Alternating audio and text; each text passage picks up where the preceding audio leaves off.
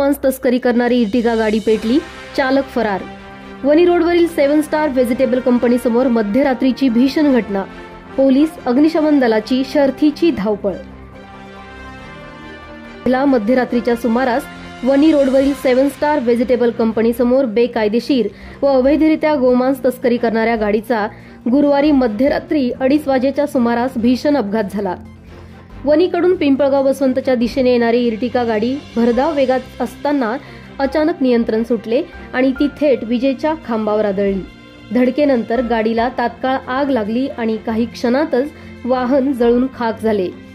आगीमध्ये गाडीत असलेली जनावरे मृत्युमुखी पडली असून चालक मात्र अपघातानंतर फरार झाला आहे। गाडी पूर्णपणे जळून खाक झाल्याने तिचा नंबर प्लेट क्रमांकही ओळखता आला नाही।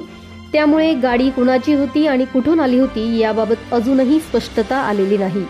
घटनेची माहिती मिळताच पिंपळगाव बसवंत अग्निशमन दलाचे विकी विधाते तेजस कुऱ्हाडे, गणेश दवंगे, ज्ञानेश्वर गवांदे आदी कर्मचारी तातडीने घटनास्थळी दाखल झाले व शर्थीचे प्रयत्न करून आगीवर नियंत्रण मिळवले। त्याचबरोबर प्रथमेश पावले यांची अँब्युलन्स सेवाही घटनास्थळी दाखल झाली होती। सदर वाहनातून बेकायदेशीर पद्धतीने व अवैधरित्या गोमांसाची तस्करी केली जात असल्याची प्राथमिक माहिती पोलिसांना मिळाली आहे। मात्र गाडी कुठून आली, गोमांस कुठे नेले जात होते आणि चालक कोण होता याचा तपास सुरू आहे।